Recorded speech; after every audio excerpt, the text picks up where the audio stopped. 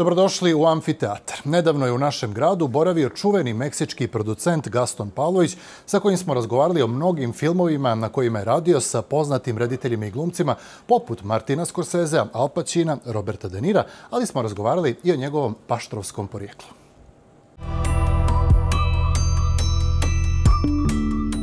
Gaston, it is a real pleasure to meet you here in Budve. My pleasure. My pleasure. Is this your first time here? It is. First time in Montenegro in general. I'm ashamed to say it, but it's my first time and I'm extremely happy that I'm here. And we are at the Square of Poets. Do you know about this place now? I just read it, yes. Yeah, so it's even more fitting. Tell me about your ancestors. They come from Montenegro, right? Yes, Montenegrin, first the United States, New York, Arizona, California, and then they ended up in Mexico, in the north of Mexico where I live, Sonora, Mexico. And we have become a huge, beautiful family because of them. Have you met any one of them that are here, that are your relatives? Yes, the first time I met one, it was today. Really? Yes, him. Okay. Sorak, and it's great to meet him. Fantastic. It's my first relative I meet in Montenegro. And what did you guys talk about? What did you ask him? Well, I asked him where we come from, his family. Does he know anybody from my family? And he does. He has met a few of my cousins before that have come here. And he explained to me a little bit about our origins in Montenegro. And I'm learning a lot. So this is, to me, this is a beautiful day. It's fantastic. Do you plan coming back here more often? Absolutely, especially now that I've met people that I can relate to and to hopefully do projects here. That's the idea. Yeah, we will talk about that. Do you see any differences or similarities between your people in Mexico and your people here in Montenegro? The main one is that we have a great sense of humor. That is the main one. Okay. So I did notice that as soon as I met all of you, all of these people, they're always laughing. Yes. They always have a very good humor. Yes. Just having a very nice full time. And in general, my family is like that. We're just laughing all day, you know. So I think it comes from this family. Okay, let's talk about your work. Yes. Because you are very famous. Your work began in Mexico, right? But you are worldwide famous because of many of your movies. Let's talk about the collaboration with Martin Scorsese. Yes. How did that come about? Well, Marty, as we call him. Marty, yes. Okay. He wanted to do his most important passion project, a movie he wanted to do for 28 years, but Hollywood wasn't helping him because it was a very complicated movie. It was a very religious movie. It was about Jesuits in 17th century Japan. So it was a very complicated movie, and Hollywood didn't want to get involved in such a religious movie. So he had to go outside of Hollywood to look for a producer that could help him do his movie. I had previously done a movie with Tom Hanks in Morocco. And so Tom Hanks' team told Marty Scorsese's team, we just worked with a Mexican that did a very good job, fortunately, they did a great job. You might talk to him. Okay. So Scorsese asked to meet me, and we had a meeting in his house, a dinner. And it was fantastic. It was a very nice conversation. He was exploring the possibility of me producing his film. And he eventually told me, you know, I am convinced, do you want to produce my silence film? And because Hollywood didn't want to do it, it was my perfect opportunity. That's why did Hollywood didn't want to do it? They felt it was too religious for Hollywood. It was it's a movie very powerfully motivated by the Jesuits who were being sacrificed in Japan for their Christian beliefs. And Hollywood doesn't like that. That's why they didn't do The Passion of the Christ with Mel Gibson. Hollywood doesn't like those kind of films. So he had to go outside. What is the main thing you have learned from it, from The Irishman, from Silence? Well, the perfectionist mode of working of Marty Scorsese, the way he demands preparation, practice, all of us to be prepared for each and every one of our parts in the industry. His creativeness And the way he has a great rapport, a great relationship with everybody on board, but he does expect everybody to be perfectly prepared for their scenes. So in many ways, that is mostly what I learned from him, the preparedness. You have to be prepared. Very much. But that's not in our blood here in Montenegro. Is it in Mexico? Mexico, no? even less. Okay. Mexico, even less. Okay. But that's what I learned from him. That's why I was able to make other films, because of what I learned in working with Scorsese. Well, that's a nice thing to learn. It's a good school. Yeah. It's a fantastic school. Tom Hanks, Robert De Niro, Al Pacino. Joe What were Pesci. they like? Yeah. Well, each one of them is And different. Andrew Garfield, right? Andrew Garfield, Yeah. Adam Driver. Adam Driver, yes. I also worked with Mel Gibson and Sean Penn in a Yes. movie called The Professor and the Madman. That all very different. That movie was not in cinemas, right? No, because we were supposed to release it in 2020. And so that was the year of the pandemic. So it was my victim of the pandemic. So we couldn't release it, and we took it immediately to streamers. So it's in the streamers. The people who see it think it's the best film that I produced. It's a beautiful film. I'm really proud of The Professor and the Madman. Complicated, but a very, very beautiful film. But they're all very different, Each one of those characters is different in so many ways. And let's talk about these actors that we mentioned. What were they like?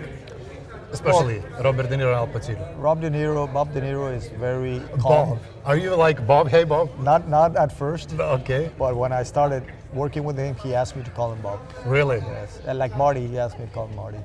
So I was fortunate to be in first time name with him.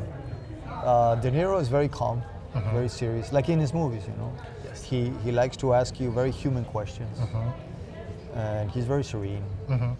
So I never saw him excited or anything. He's very serene, he's very mature. Joe Pesci is like in Goodfellas. He's always making jokes.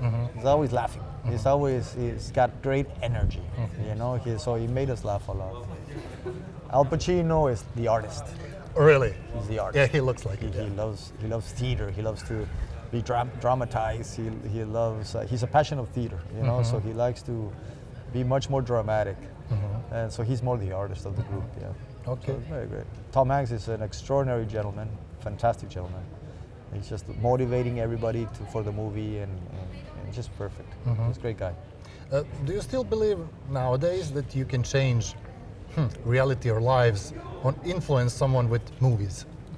I do. Yeah. I do. I think if you are able to make a movie that is able to connect with the audience, to make the audience feel that you could be that person, that you could be part of that story, it's a very powerful motivator. It can either inspire you, or it could, shake your conscience.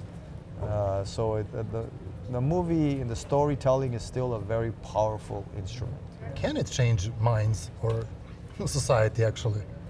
It can. Yeah. Once the movie is profound enough and can actually connect. Unfortunately, nowadays, it's normal, but unfortunately, there's too many movies of things that we don't relate to. We're just entertained. We are entertained, and that's okay.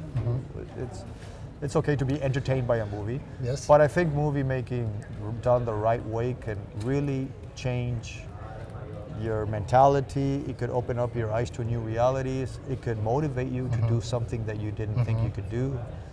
So it is still a very powerful medium of storytelling. Is there a movie that you can mention in the last 5 years that did that for you? That you saw and were like, oh my God. Can I go back further than 5 years? Or only 5 years? 10. Yeah, 50. Yeah. To be honest with you, the ones that motivated me the most are older. Yes. Cinema Paradiso, by Giuseppe Tornatore, Italian film. I think that movie made me want to go into the movies. It changed me in so many ways. It touched me and it changed me. Italians are really good in making movies, yes. Really good. Sorrentino is a good example nowadays, Yes, I think. absolutely. Yeah. Absolutely. And Giuseppe Tornatore with this one particularly, Cinema Paradiso, to me has changed me. And then if you go further, older than that, Frank Capra's It's a Wonderful Life, to me, is the most inspiring movie ever made, and it inspired my life in many ways. So yes, good movies can change you in so many ways. And what about your movies? Your themes that I think they are like dilemmas, inner conflicts. Yes. Is that something you are passionate about personally? Yes, I like stories that are based on true events or true people, because it makes people feel like they could actually have that life or that adventure or that situation. So most of my films, if not all, are based on true events. And that's a style I enjoy, because it makes me want to connect more with those personalities that actually existed, that actually, the theme of my company is that I do stories of ordinary people doing extraordinary things. All right, okay. It makes you connect more. It makes you feel that you could become that person. And that's what I like in movies. What about the differences between European and American movies? Which are they? I think Europeans. Which is better? I think European films are more human. They're more profound. They help you understand the human aspect of it, and therefore either inspires you, or I'm searching for the word in English. Indignifies the audience. So I think the European stories are much more profoundly human than the American stories. American stories are very entertaining. Yes. Hollywood, you know, Yes. it's entertaining. Yes. And there's very good movies. But I think European cinema is still elite in the way they make their photography, their storytelling. I like European cinema very much. And why do you think that is? Maybe because of that old soul that Europeans have. You know, I'm not saying they are old. I'm saying their old soul. It connects with that great, extraordinary history that comes from the European experience, and that carries a lot of memories, a lot of nostalgia, a lot of experience, and they take that into their storytelling and makes it even more beautiful. You know? Let's talk about the awards, because we watch them every year, especially Oscars. Yep. Are they still relevant? Do they still pick the best movie? They don't. Yeah. It's a very good question, and they don't. I've lived through it. You know? Fortunately, my films have been nominated for 13 Oscars, and I've yet to win one. I haven't won one. Okay. But it's nice to be there, and it's nice to be nominated. But when you see who wins, you're saying, I don't find the criteria. I don't understand, right? So then when I go deep into talking with people within Hollywood, I realize there's too much politics still. There's too much ideology. Okay. And they're not picking the right films as they used to. They used to pick the right films because of their caliber of quality. They do not now. They're doing it for other reasons, and it's very unfortunate. So it has lost a lot of its shine. You know? But is the selection still good?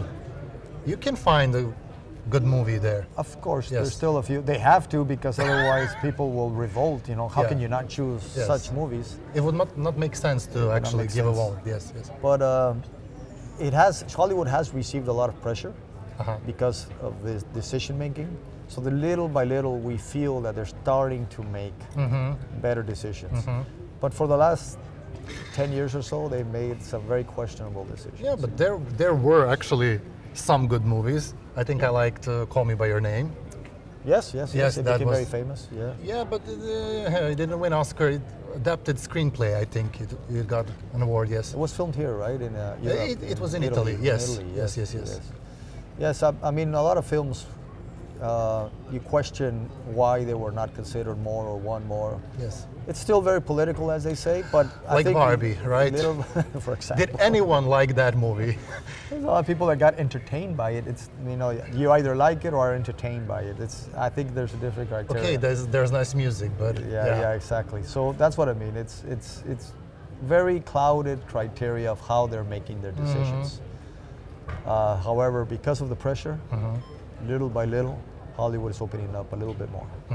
Do you know anything about Montenegrinian movies or Not enough. directors? Živko Nikolić, for example. Not Did enough. anyone tell you about him? They've been telling me, yes, Yes. but I haven't gone deep into their movies and their films, and I'm very excited to do so. Yeah. I want to connect with them. We are also excited for you to do that. I want to connect with them. Yeah. I want to see what we can do together here. Yeah. You know. We had some nice movie history here, but nowadays it's not that good. Yeah. Well, let's revive it. That's a shame. No, let's revive it. Let's do something different. Let's reactivate the movie. Will you help us industry. with that? That's why I'm here. I want to do something. Yes, I want to do something that will reconnect us as people from both sides, America and our Montenegrin roots, but at the same time showcase what the beauty of what Montenegro is. Its history, its place, its people. There's much to do here. There's much to do here. So I'm planning on doing so.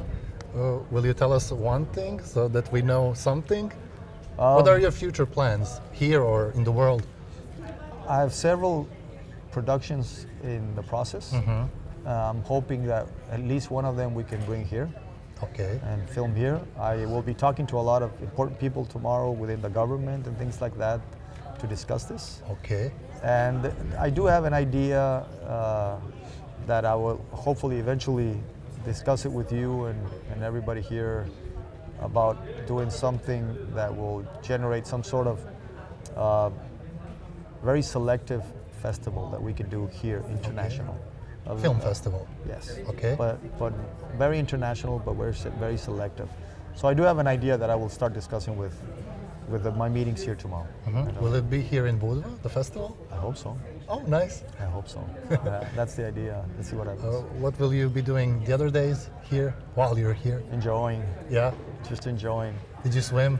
It's cold not now. Yet. Yeah. No, not yet. But my wife and I have been enjoying just the food, the place, just living it. I want to absorb it. I want to live it. Okay. I wanted to come back to my original DNA. Yeah. I will let you do that. Thank you so much for this conversation, and I hope we will talk about all this stuff in the future period of time. I hope so too. Let's come back and I'll give you an update of what's going on all of this. Yeah, thank you. Thank you very much. It's a pleasure. It's a pleasure. U našem gradu nedavno su održani dani argentinskog filma, kulture i vina u organizaciji ambasade Argentine u Srbiji i Centra za kulturnu diplomatiju iz Budve.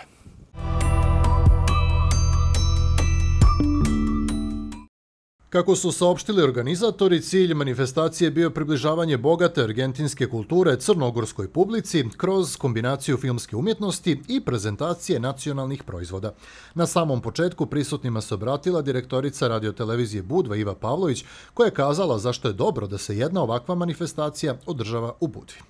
Prije svega zato što je Budva jedan otvoreni grad kulture, grad mora, grad Mediterana, grad koji je uvijek bio nekako otvoren da prihvati sve ono dobro i lijepo što dolazi i da na neki način to oblikuje i prilagodi sebi. Argentinski film večeras je zapravo pokušaj da se ponovo spoje dvije države, Crna Gora i Argentina, ne samo kroz standardne trgovinske ugovore ili bratimljena gradova, već prije svega povezivanjem sa onim što čini jednu lijepu emociju sa kulturom, a sa druge strane i onim što nam je zajedničko, to je dobrim vinima. Kao što znate, Argentina je jedan od ne mogu da kažem najveći, ali zasigurno proizvođač najkvalitetnijih vina u svijetu i tu zapravo imate i, barem enolozi tako kažu, čitav jedan spektar latinoameričkih vina koja su prilično posebna zbog svoje neobične arome za nas koji smo navikli na ova naša standardna, tako da ćemo kasnije vidjeti i osjetiti dio toga. Ivan Ivanović ispred Centra za kulturnu diplomatiju govorio je o našem narodu koji je u velikom broju naselio Argentinu. Argentina je uvijek bila ta neka obećana zemlja za nas, kako naš narod kaže, često su sjedili naši ljudi, slali pismo svojim majkama, evo, kaže, majko, sjedim negdje u Čaku, u Argentini, znaš kakva je Argentina, to je jedna predivna zemlja, tamo možeš da budeš što hoćeš, možeš da izgradiš kuću gdje hoćeš, možeš da stvoriš veliku plantažu, možeš da stvoriš veliku familiju, ali eto, majko, i dalje gledam u isto nebo kao i ti, koja je preko okeana, zagledan u Budvu preko mora. To je pismo baš jednog migranta iz Budve i kad su ga pitali, odnosno kad majka njemu odgovara zašto se ne vrati, on njoj odgovara kad bi se vratio ne bi imao ništa, a ovako imam uspomene. I to je najbolji opis Argentine, koja je uvijek bila ta spremna, zemlja koja je bila spremna da dočeka ljude iz cijelog svijeta. Inače, argentinski zakoni su bili prilično liberalni, za razliku od nekih drugih zemalja, oni su bili ti koji su nudili zemlju za useljavanje, nudili su liberalne, prije svega, zakone kako ući u tu zemlju i ljudi iz ovih siromašnih krajeva Evrope, poput naše zemlje, su uvijek birali Argentinu i ostajali u njoj. Cijelu kulturu Argentine karakteriše taj politički moment, društveni moment. To je nešto što se nosi iz doba kolonijalizma, odnosno početka nezavisnosti zemalja, kada su kroz esej ljudi opisivali cijelo stanje u društvu i ta esej je nekako prerastao u ozbiljan roman i danas Argentinu smatramo kulturnom prestonicom Latinske Amerike i to je nešto što im niko ne može oduzeti. Ambasador Republike Argentine u Srbiji Osvaldo Marsik je kazao da Argentina ima posebnu vezu sa Crnom Gorom. Crna Gora i Argentina imaju jedan vrlo poseban odnos i svoje diplomatske odnose, jer u svim Amerikama, dakle i u Severnoj i Južnoj Americi, postoje samo dve ambasade Crne Gore, jedna je u Vašingtonu, druga je u Buenos Airesu. I na tu činjenicu, ja lično tu činjenicu uvek pominjem sa velikim ponosom da Crna Gora u Latinskoj Americi ima svoje predstavništvo upravo u Argentini. I to je naravno zahvaljujući istorijskoj činjenici da i posle Prvog i Drugog svetskog rata veliki broj imigranata iz Crne Gore je otišao u Argentinu gde je i ostao. Otprilike ta cifra iznosi 10% samog crnogorskog stanovništva, što je zaista izuzetno. Dakle, otišli su iz Crne Gore, ostali tamo i vode se kao potomci Crnogoraca. Takođe, sa velikim zadovoljstvom pominjem i tu činjenicu da je 1906. godine Argentina priznala odmah i prva kraljevinu Crnu Goru, a posle 2006. kada je Crna Gora odlučila se za nezavisnost, je naravno odmah usvojila tu činjenicu i priznala. Ivan je pomenuo indigeno stanovništvo Latinske Amerike i značaj tih velikih starosedilačkih kultura, astečke, majanske i kaičke. Ali Argentina je jedna zemlja koja je bila malo drugačija u odnosu na ostatak latinoameričkog kontinenta, jer kada su u 15. veku Španci došli na teritoriju Argentine, uticaj starosedilačkog stanovništva nije bio veliki, pre svega se odnosio na južni deo, sasvim južni deo Argentine i nije imao tolikog značaja na stvaranje i formiranje identiteta. I često se u šali kaže da Meksikanci potiču od Azteka, da Peruanci imaju to inkaičko poreklo, a da Argentinci imaju poreklo sa Brodom. Nakon razgovora emitovan je film Da, čudne li ljubavi, nakon čega je upriličena prezentacija argentinskog vina u Trattori Bazilika. Dani argentinskog filma nastavljeni su i dan kasnije prikazivanjem filmova Nevestin sin i Devet kraljica.